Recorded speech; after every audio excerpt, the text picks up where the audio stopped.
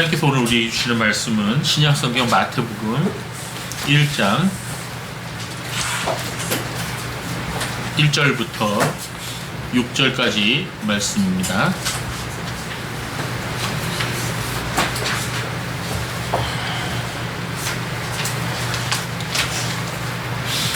신약성경 마태복음 1장 1절에서 6절까지 말씀을 한 목소리로 함께 읽도록 하겠습니다. 시작.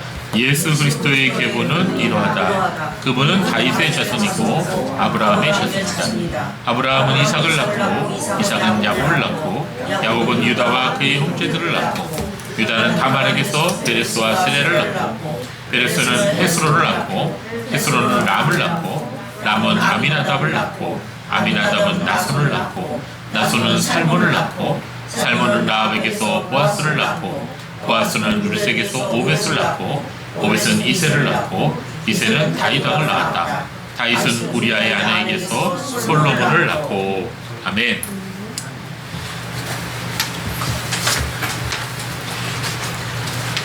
네, 우리가 지금 살아가고 있는 이 세상은 여성 인권 문제가 아직 갈 길이 먼 것은 사실이지만 그 이전에 비교해 보면은 많은 발전을 이룬 것도 사실입니다. 그러나 지금 소위 이 정치적 올바름이라고 하는 그런 말로 대표되는 PC 좌파들의 여성 인권 운동은 여성들을 위한 것이라기보다는 여성 인권 신장을 빙자하여 기존 사회 질서를 통째로 부인하고 사회주의 사회 건설을 향하여 나아가는 포스트 모더니즘 운동으로 보아야 할 것입니다. 그래서 지금 주장되고 있는 그런 여성 운동들은 우리가 주의해야 되고 또 그들의 주장은 때로는 황당하기까지 한 것입니다. 미국 의회에서 벌어진 일입니다. 미국의 한 하원 의원이 올해 그러니까 2021년 1월 3일 제117차 미국 하원의 첫 개회 기도를 하고 나서는 기도하고 나면 뭐라고 끝내죠? 예, 예수님 이름으로 기도합니다. 뭐 그것도 요새 많이 빼더라고요. 맨 마지막에 에이멘 이렇게 미국 사람은 끝내지 않습니까? 근데 에이멘이라고 안 그러고 뭐라 그랬냐 이 사람이 기도하고 나서 에이멘 and a woman, 예, a woman 이렇게 끝냈어요. 이미 무슨 말이에요? 자, 아멘 대신에 아멘과 아우먼 이렇게 끝낸 거예요. 그렇게 기도를 마친 이유가 뭐냐? 에이맨이 그러니까 어맨이잖아요. 그러니까 남자 하나죠. 이건 남성 편향적인 표현이라 이거예요. 그래서 and a woman 이렇게 했다는 거예요. 참 기가 막히죠.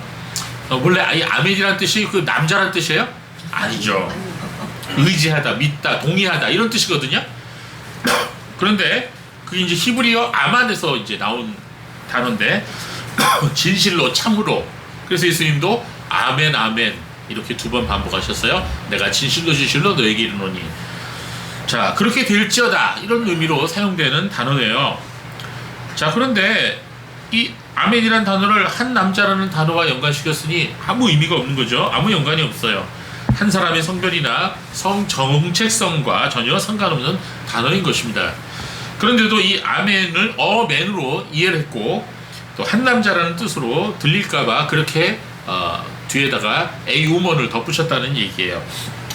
그런데 황당한 것은 이렇게 기도한 사람이 감리교 목사 출신이란 말이에요. 예, 임마누엘 클리버 민주당 의원이었습니다. 자, 목사 출신인 그가 아멘의 의미를 몰랐을까요? 알았죠. 의도적으로 그렇게 한 거예요. 그뿐만 아니라 그가 기도를 마치면서 뭐라 그랬냐? 우리는 이제 유일신 브라마가 누구냐면 인도 신이에요. 그리고 많은 다른 신 이름과 신앙의 신들의 이름으로 기도합니다. Amen and a woman, a woman 이렇게 기도를 끝마친 거예요. 자, 아멘의 의미를 왜곡했을 뿐만 아니라 종교다원주의 기도를 한 거죠. 예, 이것이 이제 PC 좌파들이 하는 짓거리들이에요. 그들은 아버지, 어머니처럼 사실상 모든 정상적인 이 성용어를 폐지하려고 하고 있습니다. 하나님도 하나님 아버지라고 부르면 신학대학에서 점수가 안 나와요. 논문을 써도 통과가 되질 않아요. 그럼 어떻게 해야 되냐? 반드시 God, Father and Mother 이렇게 해야 돼요. 야, 하나님 아버지 어머니 이렇게 해야지 논문이 통과가 돼요. 자, 이 세상 돌아가는 모습이 이 미국이나 대한민국이나 정말 한심합니다. 이 정신 바짝 차려야 돼요. 여러분 우리 자녀들 정신 바짝 차려서 우리가 살아야 됩니다. 어찌하였든 간에 우리가 살아가고 있는 이 현대는 과거와 비교했을 때 여성들의 인권이 많이 신장된 것은 사실이죠. 인정하세요?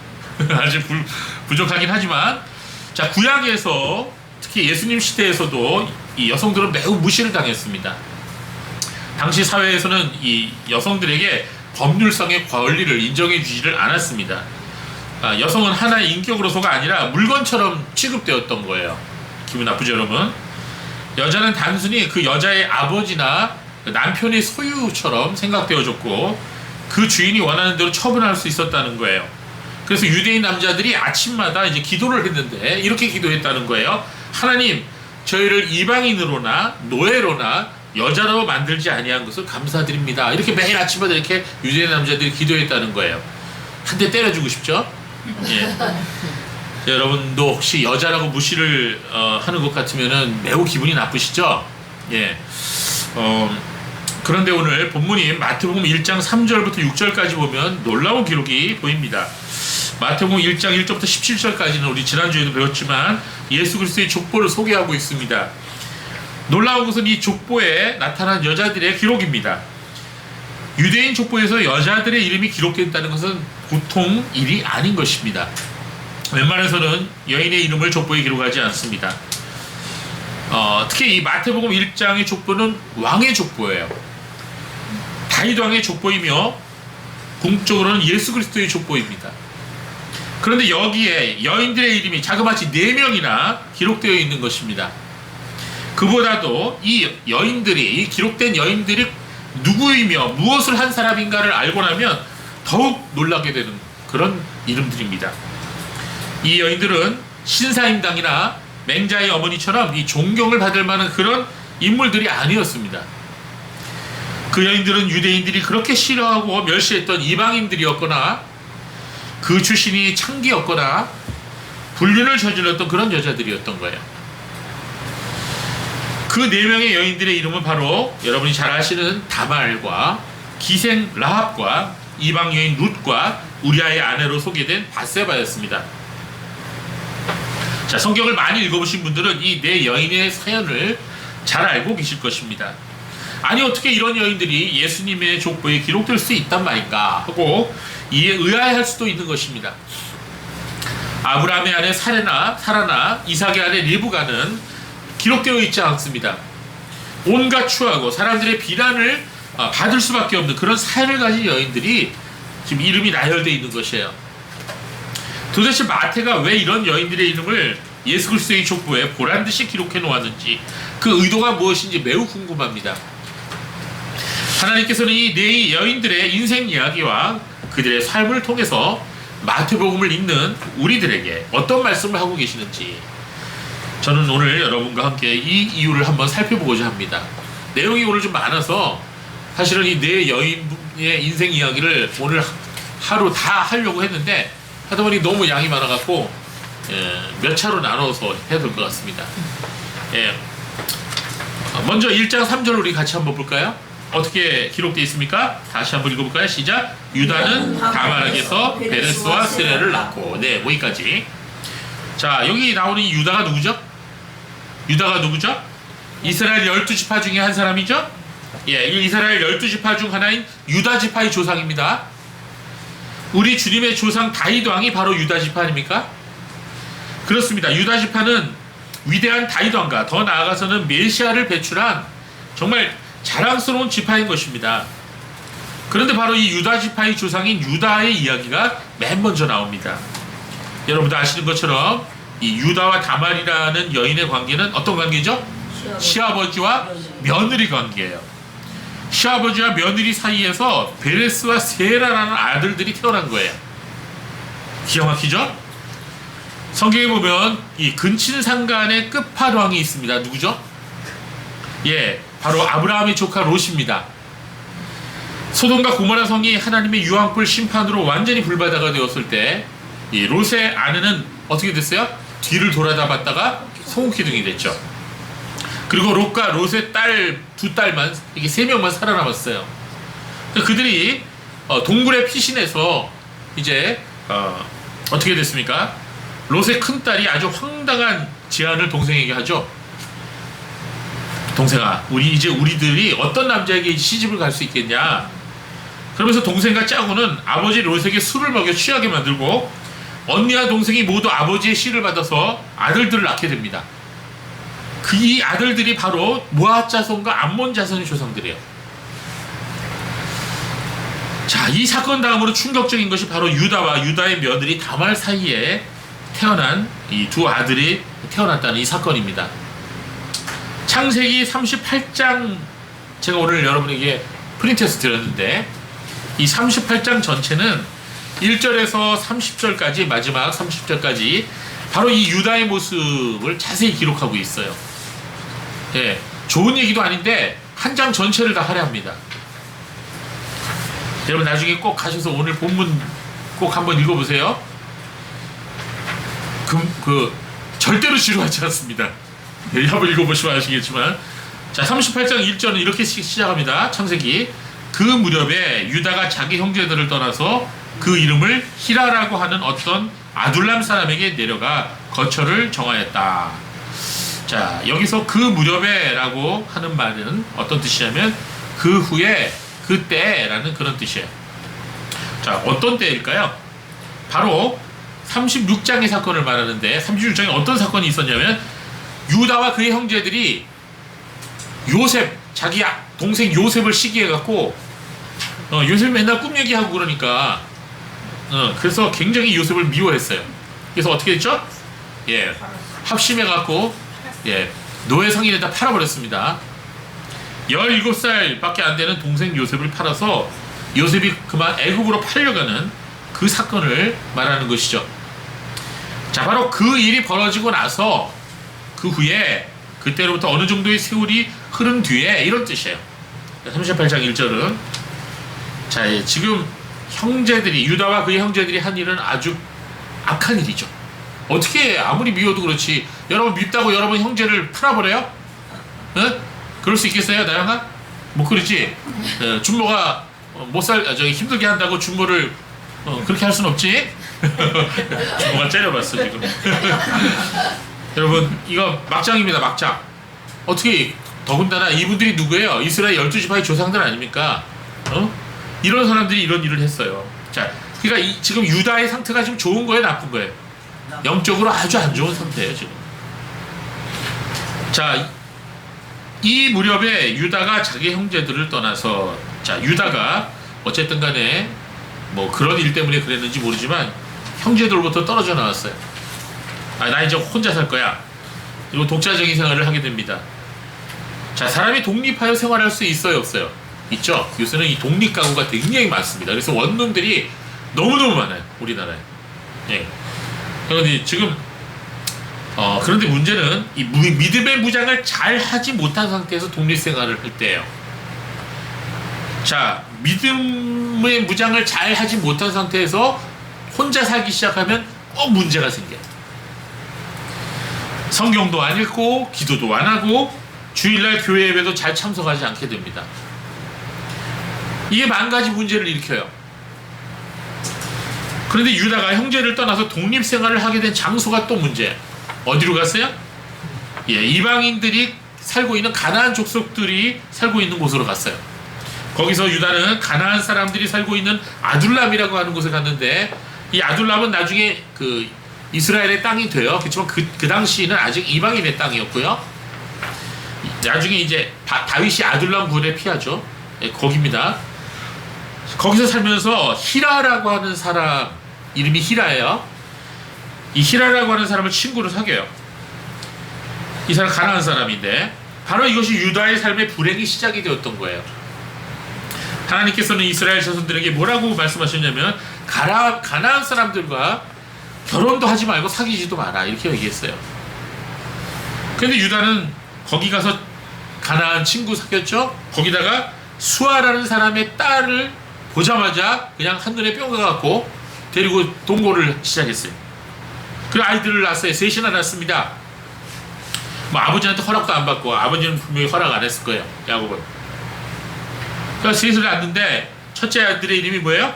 엘이에요. 엘.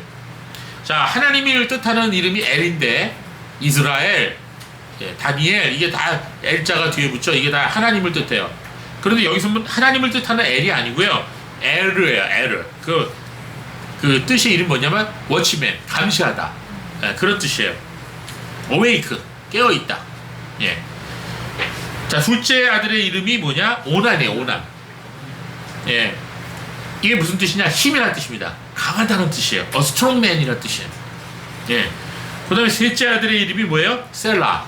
이건 시편에 나오는 그 셀라가 아니에요. 요청한다, 간구한다, 그런 뜻을 갖고 있는 의미예요. 자, 이렇게 엘, 오난, 셀라, 이렇게 세 아들을 낳는데, 자, 이제 첫 아들이 자라자, 나이가 이렇게 들지도 않았는데, 며느리를 어디서 구해갖고 와요. 이 유다가. 다말이라는 여자예요. 이 다말이 유대인이었는지 가난한 여자였는지 성경에서는 분명하게 말하고 있지는 않아요. 그러나 사람들은 대체적으로 이 다말도 가난한 여자였을 것이다, 이렇게 추측합니다. 어쨌든 이 다말이라는 여자를 데리고 와서 아들과 짝지어주고 살게 합니다. 이 다말이라는 이름의 뜻은 타마르라 그래서 종려나무라는 뜻이에요. 종려나무. 이 종려나무가 보면 쭉쭉 뻗어 있죠. 예, 그래서 똑바로 서 있다, 이런 뜻도 돼요. 이 다말이라는 뜻이. 그래서 이 똑바로 서 있는 여자를 데리고 와서 아들하고 짝지어줬어요. 근데 이 다말이 유다의 맏아들 엘의 아내가 되어 유다 집안의 맏며느리가 된 거예요. 그쵸? 그래서 이제 유다가 열심히 며느리한테 자기 집안 자랑을 했겠죠. 우리는 우리 조상 아브라함을 하나님이 택하셔서 하나님의 백성으로 삼으셨어. 그래서 우리가 지금 12 형제가 있는데 우리는 다 하나님의 축복을 이어받은 그런 형제들이야 하면서 막 이야기를 막 했겠죠. 그러니까 다말이 이제 집안에 대해서 알고 있어요. 그러니까 너는 맏며느리야, 맏며느리. 그러니까 얼마나 중요한 직책이 있는지 몰라, 책임이 있는지 몰라. 뭐 이렇게 설교를 일장 훈시를 했을 겁니다. 여러분, 이 딸이라고 하는 것, 사람마다 이제 딸들이 있죠. 저에게도 딸이 하나 있습니다. 이 딸을 가진 아버지와 어머니의 마음은 그렇죠. 이 곱게 키워서 좋은 사람 만나서 결혼해서 잘 산다는 말을 듣는 게 그게 최고예요. 물론 요사이는 이런 말조차도 성차별적이라고 말하는데 저는 그런 말 신경 쓰지 않습니다. 아직 시집도 안 간 딸아이가 늦게까지 돌아오지 않으면 매우 걱정이 돼요. 아들하고는 다르더라고요. 뭐 아들은 뭐 12시 새벽에 들어가고 밤을 새도 야, 어디서 잤냐? 뭐 이런 뭐 질문만 해야지. 근데 딸은 그렇지가 않아요. 딸은 조금만 늦어도 걱정이 돼요. 근데 시집 이제 가고 나면 이제 한시름 놓은 것 같은데, 시집간 딸이 마음고생하고 날마다 눈물을 흘리면서 지낸다고 하면 그 소식을 듣는 아빠와 엄마 마음은 멍이 들고 찢어질 듯 아플 것입니다. 자, 얼마 전 저는 집사람과 함께 철진한 드라마를 하나 보았는데, 그 드라마 이름이 동백꽃 필 무렵이에요. 여러분 혹시 보셨는지 모르겠는데 그 드라마의 딸 아이를 향한 엄마의 마음이 너무나 잘 묘사되어 있더라고요. 네, 그래서 제가 그 드라마를 보고 은혜를 많이 받았어요. 성경을 보고 은혜를 받아야 되는데 감동을 받았다는 얘기죠. 자, 결혼한 딸이 혼자가 되었다는 소식을 듣는다는 것은 그야말로 최악입니다. 옛날에는 이 여성이 혼자 되어서 산다는 것은 살 소망이 끊어졌다는 얘기예요. 왜냐하면 요새는 안 그렇지만 옛날에는 여자들이 일을 하고 싶어도 일할 것이 거의 없어요. 그러니까 밥을 벌어먹고 살 수가 없는 거예요. 혼자 돼갖고는. 그래서 옛날에는 이 과부들과 고아들이 가장 가난했고 가장 힘들었어요. 많이 굶어 죽었어요. 그런데 유다의 맏며느리인 다말에게 이런 불행이 닥쳐왔습니다. 남편 엘이 젊은 나이에 죽어버린 거예요. 자식도 남기지 않고 죽었어요. 그런데 성경은 이 다말의 남편 엘이 죽은 이유가 여호와 보시기에 악하였으므로 라고 말하고 있습니다. 오늘 본문을 다시 한번 볼까요? 창세기 38장 7절 보세요. 한번 읽어볼까요? 뭐라고 그랬어요? 시작. 유다의 맏아들 엘이 여호와 보시기에 악하였으므로 여호와께서 그를 죽이셨다. 하나님께서는 유다의 혈통을 통해서 그리스도께서 오시도록 계획을 하셨어요. 그런데 유다는 온전한 믿음으로 지금 살고 있지 못해요. 지금 상태가 안 좋습니다. 이방인의 땅에 가서 이방 친구를 맺고, 이방인과 친구를 맺고, 또 이방 여자를 아내로 맞이했어요. 그렇다면 그는 분명 가나안 족속의 악한 풍습에 물들었을 것입니다. 유다는 아버지로부터 영향을 받았기 때문에 그나마 믿음의 중심이 있었다고 보지만, 유다가 낳은 아들들은 그렇지 않았어요. 이방인의 땅에서 자라난 이 아들들은 하나님 보시기에 악한 행동들을 일삼았던 것입니다. 그 중에서 특별히 큰아들 엘이 그랬던 것 같아요. 유다의 맏아들 엘이 여호와 보시기에 악하였으므로, 성경은 이렇게 말하고 있어요. 유다의 맏아들 엘이 하나님께서 죽이셔야 할 정도로 악했고 결국 하나님의 심판을 받았다고 말씀하고 있습니다. 고의적으로 악의적으로 하나님을 대적하고 하나님의 말씀을 어겼던 것입니다. 유대인들 옛날 요르단의 탈굼이라는 문서가 있어요. 그리고 아라비아 문서라는 게 있어요. 거기에 보면 유다의 아들 엘이 가나안 사람들의 악한 풍습을 본받아서 동성애에 빠졌다고 기록되어 있습니다. 그래서 그가 정상적인 부부 생활을 하지 않았다는 거예요. 물론 이게 사실인지 아닌지 잘 모르겠지만, 정확한 이유는 모르지만 하나님께서 그를 죽이셔야 할 정도로 악한 삶을 살았다는 거예요. 자, 여러분, 이 영화 여러분 보시게 되면은 등급제가 있죠. 예, 무슨 등급, 뭐 15세 이상, 뭐 19세, 예, 뭐 이런 거 등급제가 있어요. 미국에도 있어요. 자, 오늘 여러분 말씀드릴 것, 또 다음 주에도 말씀드릴지 모르겠는데, 이 내용이 대부분 19급의 내용들이에요. 그래서 지금 현모하고 준모, 오늘 다행히 해나하고 지원이를 안 듣고 있지만, 멘토로 듣고 있어요. 아, 그렇습니까? 어린 자녀들에게는 오늘 이 내용들을 설명하기 쉽지 않습니다. 젊은 나이에 시집 와서 갑자기 과부가 된 다말에게 시아버지 유다가 이렇게 말합니다. 아가야, 내 남편의 동생 오난이 너희 아들을 낳도록 말해줄 테니까 조금만 기다려라. 이게 무슨 말인지 이해가 됩니까, 여러분? 오늘 말씀을 이해하기 위해서는 그 당시 풍습이었고 또한 하나님의 명령이기도 했던 계대 결혼법을 이해해야 됩니다. 계대 결혼법. 이게 단어 발음하기도 힘들어요. 자, 이것을 영어로 levirate marriage라고 하는데요. 이 계대 결혼법이라고 하는 게 뭐냐? 과부가 고인의 형제와 결혼하는 관습이에요. 이해되세요? 신명기 25장에 나와요. 신명기 25장 5절에서 10절에 보면 다음과 같은 말씀이 나오는데, 우리 한번 읽어볼까요? 시작. 형제가 함께 살다가 그들 가운데 하나가 아들 없이 죽었을 때 그 죽은 사람의 아내가 집안 밖에 다른 남자와 결혼해서는 안 된다. 그 여자의 남편의 형제가 그 여자에게 들어가서 그 여자를 자기 아내로 맞이하여 남편의 형제의 의무를 다해야 된다. 그 여자가 낳은 첫아들은 죽은 형제의 이름을 잊게 하여 이스라엘 가운데서 그 이름이 끊어지지 않게 하여라. 예, 무슨 말인지 이해가 되세요? 예, 예를 들어서 제가 큰아들이고 제 남동생이 있었단 말이에요. 근데 제가 결혼을 했어요. 근데 제가 그냥 아이도 못 낳고 꼴깍했어요. 예, 그러면 어떻게 해야 돼? 제 남동생이 제 홀로 남겨진 제 부인을 아내로 맞이해야 된다는 거예요. 그래서 아이를 낳으면 첫 아이를 무조건 남자아이를 얘기하죠. 첫 아이는 그 남동생의 아이가 아니라 형의 아이가 되는 거예요. 그래서 형의 모든 재산과 형의 모든 의무를 져야 돼. 예, 이게 바로 계대 결혼법이에요. 그러면 그 다음부터 나는 아이는 어떻게 하냐? 그 다음부터 나는 아이는 그냥 동생의 아이예요. 예, 그리고 그 와이프도 자기 와이프고. 그런데 만약에 동생이 이미 결혼한 상태면 어떻게 되느냐? 그러면 부인이 둘이 생기는 거야. 집안이 콩가루 집안이 될 가능성이 있죠. 자, 그렇지만 하나님의 명령이에요, 이게. 자, 하나님께서 왜 그 당시 이런 명령을 하셨을까?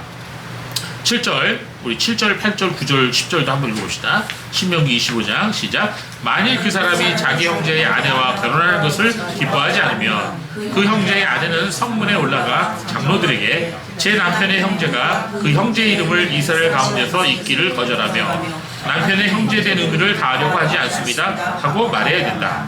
그러면 그 성읍의 장로들이 그를 불러다가 말할.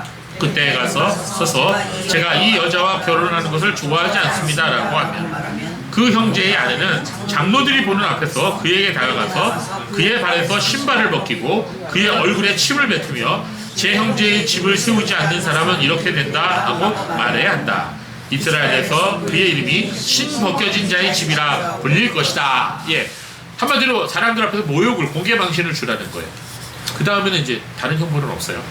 그러니까 내가 공개 방신을 당하는 한이 있더라도 나는 결혼하지 않겠어. 내가 형의 그 집을 치지 않겠어. 이렇게 말하게 되면 그것도 가능하다는 거예요. 자, 근데 왜 하나님께서 이런 제도를 명령하셨을까? 이 계대 결혼법이란 형이 자식이 없이 죽으면 동생이 그 형수와 결혼해서 그 생계를 책임지고 자녀를 낳으면 형의 자녀의 자녀로 이름을 주고 재산도 주는 그런 제도라고 말씀드렸죠.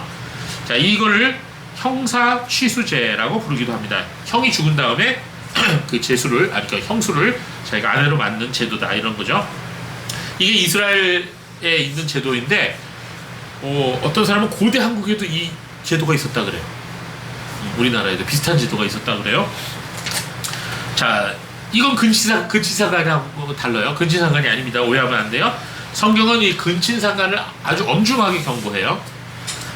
다만 생계를 위한 인권지원법으로 이해해야 돼요. 그 당시 가장 어려운 사람들이 나그네와 고아와 과부였다 이렇게 말씀드렸죠. 그 과부의 생계를 보장하고 죽은 남편의 대를 잇도록 배려하는 의미가 바로 이 법에 있었던 거예요. 이 제도가 성경에 나오는 최초의 경우가 바로 오늘 여기 창세기 38장 6절에서 10절에 나오는 이 다말의 경우입니다. 그래서 유다는 둘째 아들 오난에게 이렇게 말해요. 내 형수에게 들어가라. 들어가는 말은 장가들라는 얘기예요. 시동생의 의미를 행하여 너의 형의 씨를 잊게 하여라 라고 명령했어요. 자기 둘째 아들에게. 창세기 38장 8절에 나오죠. 자, 그런데 오난이 어떻게 했죠? 둘째 아들 오난이 장가를 들긴 들었어요. 형수에게 들어갔습니다. 그런데 하나님 보시기에 옳지 않은 행동을 했어요. 어떻게 했느냐? 표현하기가 좀 거시기 한데 오난은 형수와 관계를 가졌어요. 부부 관계를 가졌는데 만약에 태어날 아기가 자기 아들이 되지 못한다는 것을 알고 고의로 땅에다가 아기 씨를 버려버렸어요. 이 행동으로 인해서 하나님께서 진노하셔서 오난도 죽임을 당했습니다. 무섭죠, 여러분? 앞서 말씀드린 대로 유다의 둘째 아들 오난의 이름이 무슨 뜻이라고요? 스트롱맨, 강하다, 힘센 자라 했어요. 아마 오난은 매우 정력적인 남자였을지도 몰라요. 네, 아주 장대하고 기골이 장대하고 그런 사람이었을지 몰라요. 그러니까 그런 이름을 줬겠죠. 그래서 이 오난이라는 이름을 통해서 영어에 오나니즘이라는 단어가 나왔어요. 네, 무슨 뜻인 거는 집에 가서 찾아봐요. 그 당시에는 오난뿐 아니라 적지 않은 사람들이 그래서 이 계대 결혼을 싫어했습니다. 기피했습니다. 예, 마음에 들지 않는데 어떻게 억지로 애정 없는 의무적 결혼 생활을 해요? 이렇게 싫어했어요. 또 자기가 낳아도 자기 자녀가 안 되는 거고 형수의 자녀가 되는 거고 형의 자녀가 되면 재산 문제가 또 발생하죠, 나중에. 예, 총각이었다면 더 불편했겠죠. 나 아직 결혼도 안 했는데. 자, 이래서 이 법을 기피하는 경우가 많아서 많은 사람들이 이것을 기피했습니다. 창피를 당한 한이 있더라도. 자, 여러분 어떻겠어요? 여러분에게 이런 경우 우리 남자들 어떻게? 자, 물론 지금은 계대 결혼이 있어요, 없어요? 없죠. 그러나 우리가 이와 같은 것을 우리가 어떤 상징적으로 우리 생각할 수 있어야 돼요. 형제자매가 어려움을 당하게 되면 여러분 돕겠습니까? 아니면 나 몰라라 하겠습니까? 어때요? 여러분 그게 쉬울 것 같죠? 나이가 들수록 어려워져요. 제가 이 깨달은 게 뭐냐면 이 형제자매 관계가 나이가 들수록 점점 더 멀어지고 오히려 매주 보는 교인이 더 가까워.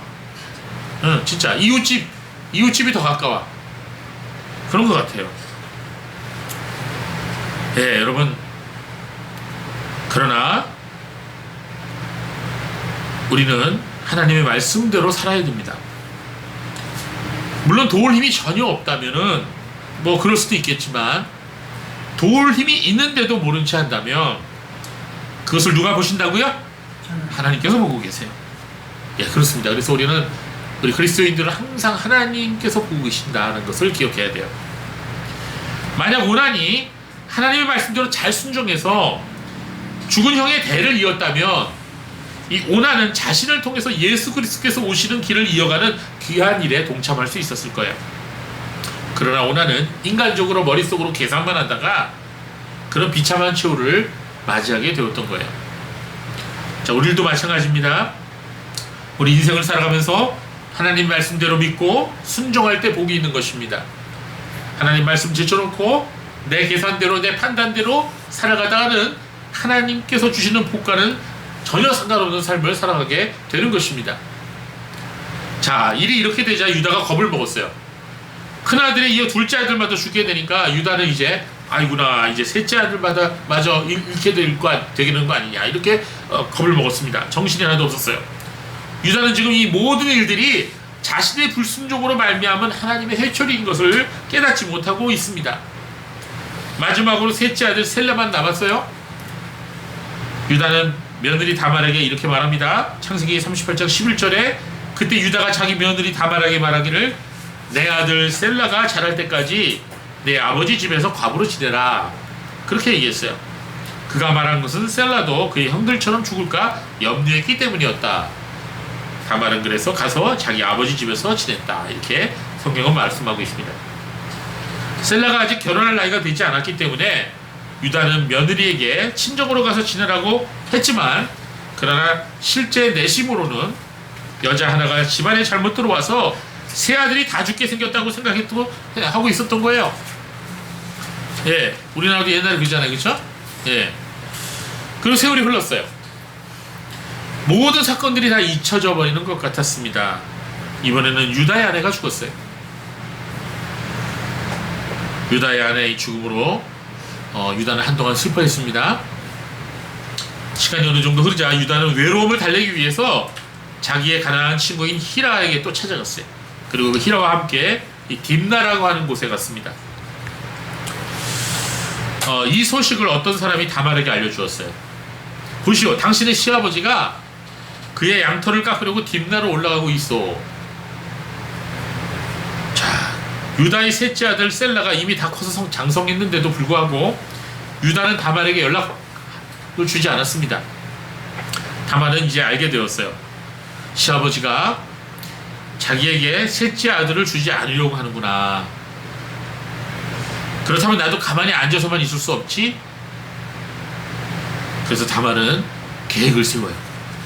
어떤 계획을 세우느냐? 기가 막힌 계획을 세웁니다.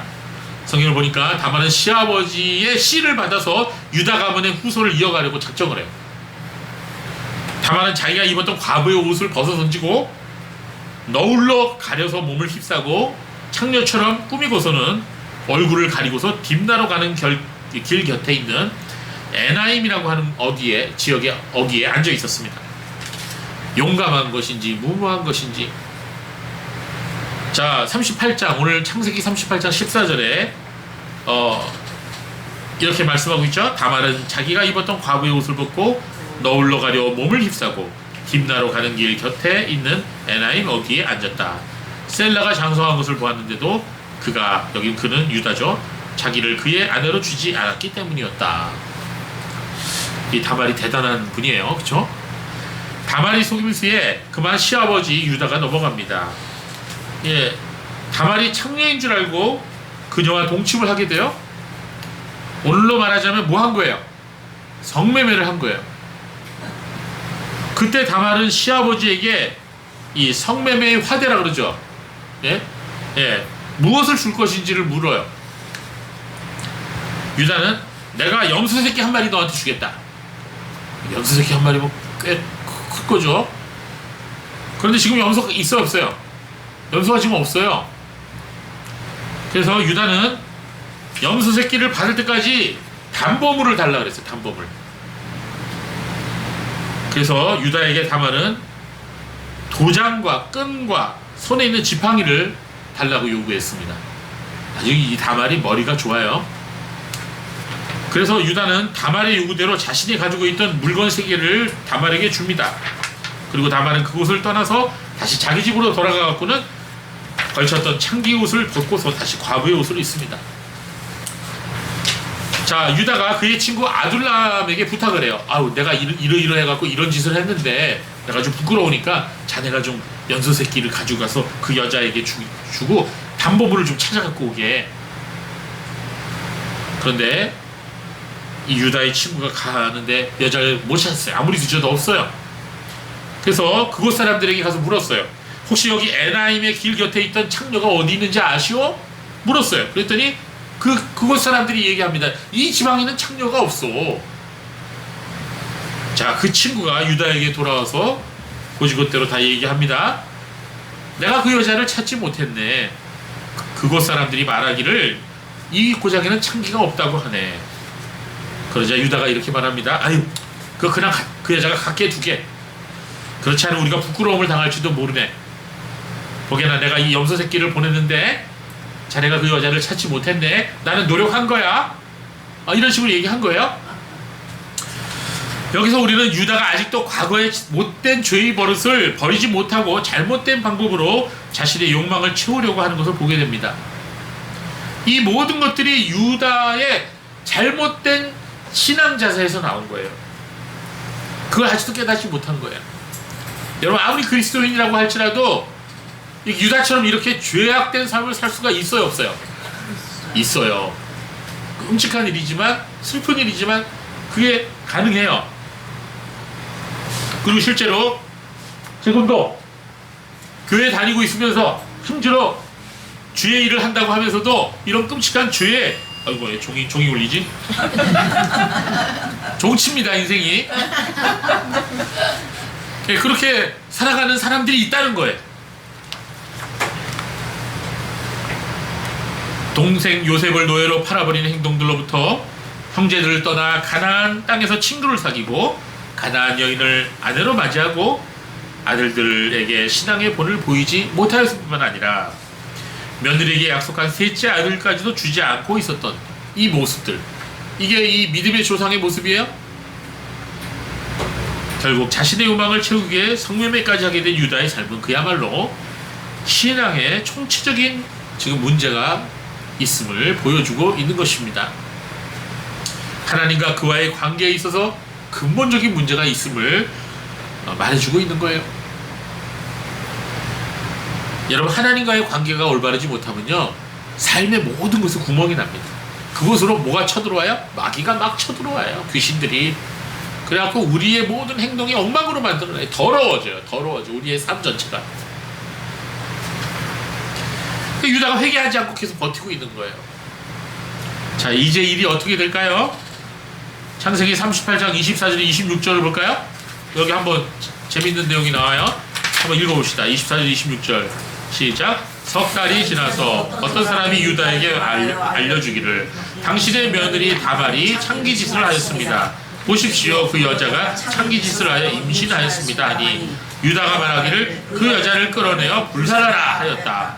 다말이 끌려나갈 때 자기 시아버지에게 말을 전하기를 이 물건들의 인자로 말미암아 내가 임신하였습니다 하고 또 말하기를 이 도장과 끈과 지팡이가 누구의 것인지를 알아보십시오 라고 하였다. 유다가 알아보고 말하기를 그 여자가 나보다 더 의롭다. 내가 그를 내 아들 셀라에게 주지 않았기 때문이다 하고 유다가 더 이상 그 여자와 관계를 갖지 않았다. 예, 아이고야. 자, 우리나라 속담이 있죠. 뭐 묻은 개를 나무란다. 예? 예, 똥 묻은 개는 여기서 누구죠? 유다. 저 묻은 개는 누구? 다말. 자, 여러분, 지금도 뭐죠? 이슬람권에서는요, 가족의 명예를 시주시켰다 그래갖고 명예살인을 해요. 그 친오빠가. 응? 그것도 다 여성들을 대상으로 되는 거예요. 참 이거 안타까운 일이죠. 그러니까 여기서도 이 다말이 아이를 가졌다고 하니까 끌어내서 불살하라 그러잖아요. 네. 역시 이 다말이 지혜로워갖고 그 담보물을 그래서 갖고 있었던 거예요. 그때 딱 내보인 거죠. 아이 아빠요, 아이 아빠 것이요, 이렇게 내보인 거예요. 자, 그러니까 그냥 유다가 그냥 정신이 혼미해진 거예요. 자, 사람이라는 게요, 자기는 더 큰 죄를 짓고 있으면서도 다른 사람의 잘못에 대해서, 죄에 대해서 막 공개적으로 비판할 수 있어요. 근데 자기는 더 큰 죄를 지어요. 이 인간이 이게 인간의 모습이라고요. 다만은 욕정에 몰려서 자기 시아버지와 관계를 한 것은 아니었어요. 그렇지만 자기가 당한 억울함을 푸는 데 있어서 그녀는 그릇된 길을 택하였어요. 그렇지만 우리가 성경을 잘 읽어보면 다만이 꼭 그것만 복수를 하려고 그런 짓을 했다고 보이진 않아요. 다만은 바로 시아버지로부터 들었던 그 내용, 바로 아브라함과 이삭과 야곱에게 약속하셨던 하나님의 그 복, 바로 메시아의 그 계보를 잇는 그 복, 그 장자의 축복, 그거에 대한 책임을 가지고 있었을 거예요. 자기가 맏며느리로서. 근데 아버지가 그걸 행하지 않은 거예요. 하나님의 말씀을 순종하지 않은 거예요. 그러니까 이제 좀 잘못된 방법으로도 그것을 해야 되겠다라고 생각을 했던 것 같아요. 그러나 유다는 어땠어요? 유다는 자신의 외로움과 욕망을 해결하기 위해 이 창기를 찾았어요. 그리고 자기도 모르게 자기 며느리와 맞부딪히게 된 거예요. 여러분, 이거 드라마로 만들면 얼마나 그럴까? 그렇지? 요새 뭐 그런 드라마 있더라고. 결혼 작곡, 이혼 작사? 뭐 그런 드라마 있더라고. 안 보세요? 예. 누구는 열심히 보던데. 자, 창세기 38장 26절을 우리 한번 다시 한번 보겠습니다. 자, 뭐라 그랬어요? 다시 한번 읽어볼까요? 시작. 유다가 알아보고 말하기를 그 여자가 나보다 더 의롭다. 내가 그를 내 아들 셀라에게 주지 않았기 때문이다 하고 유다가 더 이상 그 여자와 관계를 갖지 않았다. 자, 유다가 사람들에게 이렇게 말합니다. 그 여자가 나보다 더 의롭다. 예. 자, 이걸 히브리어로 보니까 차드카 민맨니 이렇게 말했어요. 차덱이 이제 의롭다는 뜻이거든요. 차드카 민맨니, 그 여자가 나보다 더 의롭다. 여기서 유다가 의롭다고 말한 것은 비교적인 의를 얘기하는 거예요. 나보다 더 의롭다. 다말도 잘못이 있죠. 다말이 하나님 앞에서 의롭다고 하는 건 아니죠. 그러나 나와 비교했을 때 나보다 더 의롭다는 거예요. 여기서 이제 유다가 정신이 번쩍 들어요. 아, 내가 잘못됐구나. 내가 지금 잘못된 삶을 살아가고 있구나. 내가 잘못된 길로 가고 있구나. 다말은 비록 옳지 않은 방법이었으나 자신을 통해서 유다의 자손을 이어가는 것을 간절히 소망했었다고 볼 수가 있어요. 그러나 유다는 자신의 셋째 아들마저 목숨을 잃을까봐 두려워하여 하나님의 말씀대로 행하지 못했던 것입니다. 자, 이게 바로 인간의 계산이에요. 그래서 다말은 유다에게 어떻게 합니까? 아이를 가졌는데 아이가 쌍둥이였어요. 쌍둥이. 그래갖고 유다에게 아들 둘을 선사해 주죠. 아들 둘이 죽었죠? 하나님 세 아들을 선사해 줘요. 바로 베레스와 세라라고 하는 아들들입니다. 바로 그 중에서 베레스가 바로 우리 주님의 조상으로서 예수님의 족보에 그 이름을 올리게 됩니다. 그리고 다말은 여인으로서 예수 그리스도의 왕의 족보에 이름이 기록되는 첫 번째 여인이 되는 놀라운 보고를 받게 되었던 것입니다. 여기서 우리는 하나님께서 이루시는 놀라운 섭리를 볼 수가 있어요. 종교개혁자 칼빈 목사님은 창세기 38장의 이 본문을 이렇게 주의하고 있습니다. 하나님의 비길 데 없는 선하심은 이들의 죄를 능가하고 마침내 이 불의의 씨앗으로 하여금 왕의 호를 차지하게 하신 것이다.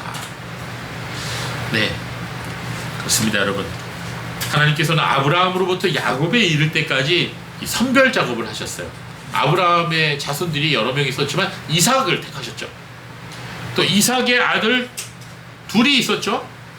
에서와 야곱. 그 중에 누굴 택하셨어요? 야곱을 택하셨어요. 자, 그런데 이 야곱에 이르러서는 12아들을 전체를 다 택하셨어요. 그리고 그 12아들 전체를 이스라엘 12지파의 조상으로 삼으신 것이에요. 야곱은 그가 죽기 직전에 예언을 하는데 유언과 같은 예언을 해요. 아들을 다 앉혀놓고 안수를 하면서 그 아들들에게 각각 맞는 예언을 합니다. 근데 어떤 아들한테는 아주 형편없는 아주 이상한 예언도 합니다. 근데 유다 차례가 되니까 유다에 대해서 예언을 하는데 놀라운 예언을 해요. 그 말씀이 창세기 49장 8절에서 10절에 있어요. 여러분 드린 그 9절에 있습니다. 우리 한번 읽어볼까요? 49장 8절 10절 시작. 너 유다야, 내 형제들이 너를 찬양할 것이다. 내 손이 내 원수의 목덜미를 잡을 것이며 내 아버지 아들들이 내게 절할 것이다. 유다는 사자 새끼이다. 내 아들아, 내가 먹이를 두고 올라갔구나. 그가 엎드리고 웅크린 것이 수사자 같고 암사자 같으니 누가 그를 일어나게 하겠는가. 왕의 홀이 유다에게서 떠나지 않을 것이며 실로가 올 때까지 통치자의 지팡이가 그의 발 사이에서 떠나지 않을 것이니 그에게 백성들이 순종할 것이다. 아멘. 자, 바로 이거예요. 유다와 유다 자손들에게는 바로 메시아의 축복, 왕권의 축복을 여기서 이렇게 내리신 것입니다. 야곱을 통해서. 자, 여러분, 우리가 유다의 인생을 봤지만 유다가 이런 복을 받을 만한 자격이 있어요, 없어요? 없어요. 그런데도 하나님은 일방적으로 택하셔서 일방적으로 은혜를 베풀어 주셨어요. 하나님께서는 하나님의 아들로서 예수님의 족보를 티끌만한 범죄나 수치의 자국도 없이 깨끗하게 보존하실 수 있어요. 그렇게 하실 수 있는 분이에요. 그러나 하나님 그렇게 하지 않으셨어요. 오히려 앞으로도 살펴보겠지만 여러 가지 얼룩지고 죄로 얼룩진 그런 사람들을 통해서 예수님의 족보가 이어가게 하셨어요. 그 이유가 뭘까요? 예수님은 이 땅을 이렇게 보니까 사람들이 의로운 사람이 하나도 없어요. 다 죄인들이에요. 정말 다들 자기 사정들이 있어요. 예수님은 자기를 낮추셔서 종의 형태를 취하셨어요. 이 세상 사람들의 조롱거기가 되셨어요. 그리고 마지막에는 십자가에서 저주받은 죽음을 감당하셨어요. 그걸 위해서 세상에 오셨어요. 그래서 예수님의 족보에 불법적인 행위인 근친상간으로부터 태어난 사람을 자기 조상으로 삼는 것도 거절하지 않으신 거예요. 자, 여기서 우리는 굉장한 하나님의 그 크신 은혜와 긍휼을 볼 수가 있어요. 여러분, 다른 사람 생각하지만 우리 자신 한번 봅시다. 물론 여러분은 그동안 정말 하나님 앞에 의롭고 정말 하나님께서 칭찬하실 만한 그런 인생을 살아오셨을 거라고 생각을 해요. 근데 저희 생각하는 삶은 그렇지 않아요. 여러분, 우리 자신의 삶을 한번 되돌아봅시다. 여러분, 실수가 있었습니까? 죄악과 말도 안 되는 허망한 행동들을 한 적이 있습니까? 하나님께서는 우리의 실수와 우리의 부족함에도 불구하고 우리를 당신의 자녀로 부르시고 거듭나게 하시고 거룩하게 하셨어요. 지금도 우리의 모습은 아직 완전하지 못해요. 아직도 죄의 유혹에 자주 넘어져요. 하나님의 말씀에 온전히 순종하지 못하고 게으릅니다. 길게 볼 것도 없고 지난 한 주간 삶만 봐도 그래요. 너무 미안해 죽겠어요, 하나님 앞에. 이번 주는 그러지 말아야지. 그런데 또 지나고 나면 또 그래. 여러분 어때요? 여러분 자신은? 그럼에도 불구하고 하나님은 지금도 우리를 사랑하시며 우리에게 넘치는 은혜를 베푸시며 하나님의 구원의 놀라운 사역은 지금도 우리의 삶 속에서 진행되고 있는 것입니다. 말씀 마치겠습니다. 디도서 3장 5절 말씀 우리 다 같이 한번 읽어볼까요? 시작. 우리를 구원하시되 우리가 행한 의로운 행위들로 말미암지 않고 오직 그분의 의결하심을 따라 중생의 씻음과 성령의 새롭게 하심으로 하셨다. 아멘. 맞아요. 하나님께서 우리를 구원하신 것은 우리의 의로운 행위로 말미암은 게 아니에요. 죄송합니다. 제가 나옵주인이라면 계속 나는 그런 체질이 있어서 빨리 끝내야겠네. 예, 여러분, 오직 그분의 긍휼하심을 따라 중생의 씻음과 성령의 새롭게 하심으로 우리를 구원하신 것. 이 얼마나 감사하고 얼마나 은혜로운 말씀인지 모르겠습니다. 자, 오늘 우리가 유다와 다말의 이야기를 봤습니다. 예, 유다도 부족했고 다말도 부족했지만 우리가 여기서 배울 것은 다말의 하나님의 말씀에 대한 집념 또는 소망, 그런 모습을 우리가 배울 점이 있는 거죠. 그러나 또한 잘못된 방법으로 그것을 이루려고 했던 것은 또 우리가 배우지 말아야겠죠. 또 유다가 이렇게 영적으로 굉장히 침체돼서 하나님의 놀라운 메시아의 축복을 이어받은 믿음의 조상이 이렇게 엄청난 그런 생활을 했다는 것. 그로 인해서 얼마나 유다 집안에 큰 불행이 왔었는지, 얼마나 큰 어려움을 겪었었는지 우리는 알게 되었습니다. 자, 우리는 이제 이것을 반면교사로 삼아서 우리의 남은 인생을 정말 하나님 앞에 정말 말씀에 순종하고 주일 예배 우리가 정말 힘을 다해서 지키고 하나님의 뜻대로 살아가는 그런 성도들이 되어야 되겠어요. 우리의 자녀들도 그렇게 되게 해달라고 하나님 앞에 간절히 기도해야 될 줄로 믿습니다. 기도하겠습니다.